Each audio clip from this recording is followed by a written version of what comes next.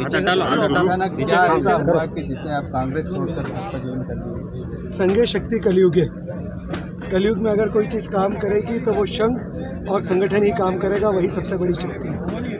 कांग्रेस आरोप लगा रही है कि आपने बड़े वादे किए थे कांग्रेस सरकार के और अचानक नॉमिनेशन वापस ले लिया है। सीधी सी बात है, जब आप ज़मीन पर जाते हैं, आम जनता से मिलते हैं, लोगों से मिलते हैं, उनकी मानसिकता को समझते हैं, उनके मर्म को समझते हैं, उनके दर्द को समझते हैं, तो उसके लिए जो सबसे अच्छा रास्ता होता है उनके दुखों का निराकरण करने का, उस रास्ते पर चल पड़ा हूँ। जीतू पटवारी ने ये भी कहा क्यों महसूस हुआ? नाम वापसी की बात नहीं है, मेरा टिकट तो 1 महीने पहले ही हो गया था, लेकिन जब मैं लगातार संघर्षरत था और मैं चाह रहा था कि किस तरह से काम करूं, क्योंकि जो चुनाव होता है, ये चुनाव एक आदमी का चुनाव नहीं होता है, ये पूरे संघ का चुनाव होता है, पूरे संगठन का चुनाव होता है और आम जनता के लिए होता है।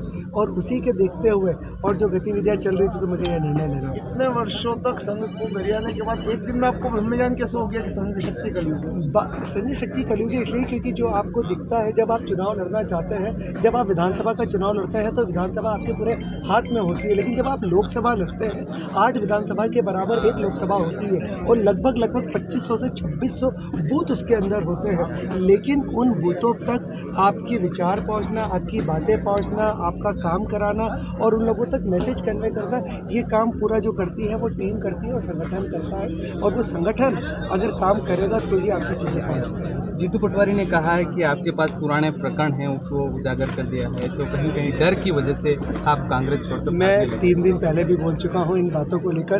पिछले 22-23 साल से काम कर रहा हूं बाज़ार में। इन 22-23 साल में सिर्फ एक प्रकरण मेरे ऊपर चल रहा है, जो कि मैंने अपने नामांकन में भी डाला है, और वो बड़ा विदित है और किस आदमी ने लगाया है ये भी विदित है।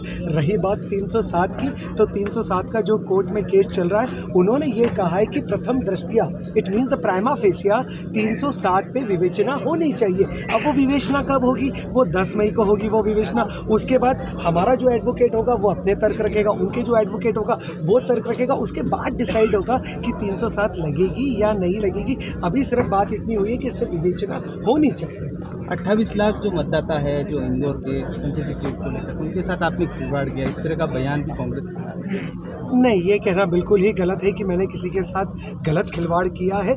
अगर आज इंदौर की 26.5 लाख की जनसंख्या है, आप उन तक उनका दर्द दूर करने के आप उनके पास जाते हैं। एक जो आदमी समाज सेवा करता है, राजनेता होता है, उसका काम होता है लोगों के लिए काम करना, हर वर्ग के लिए काम करना और हर वर्ग के दुख को दूर करना। लेकिन क्या आप उनके उस दर्द को और दुख को दूर कर पा रहे हो या कर पाओगे? ये बहुत महत्वपूर्ण सवाल है। दूसरा, आज देश किस दिशा में जा रहा है? आज जो ये देश है कर्मवीर हो रहा है। कर्मवीर होना बहुत अच्छी बात है, काम करना बहुत ज़रूरी बात है, पर जो हमारी भारत की ज़मीन है, ये संस्कारों का देश है, ये संस्कृति का देश है। यहाँ पे आदमी के अंदर धर्म का पैमाना होना बहुत ज़रूरी है अगर आपको सही काम करना है। और ये धर्म का पैमाना आज कहाँ से बह रहा है, ये पूरे 140 करोड़ लोग जानते हैं। जब आप मंच से कहते थे कि सब धर्म का सम्मान करना चाहिए, लेकिन आज अचानक हिंदूवाद की बात कर रहे हैं, ऐसा क्यों? मैंने शायद आपने मेरी चीज़ को गलत लिया। मैंने आपसे कहा है धर्म, आपके आराध्य देव, सब चीज़ों का आपके अंदर होना चाहिए, और जो बच्चे आज काम कर रहे हैं उनमें धर्म होना चाहिए। आज आराध्य देव मैं महावीर स्वामी को मानता हूँ, आज कोई राम भगवान को मानता है, कोई कृष्ण भगवान को मानता है, कोई विश्वकर्मा जी को मानता है। सबके अपने आराध्य देव हैं, पर आपके अंदर भगवान के लिए वो समर्पण और वो प्रेम होना चाहिए।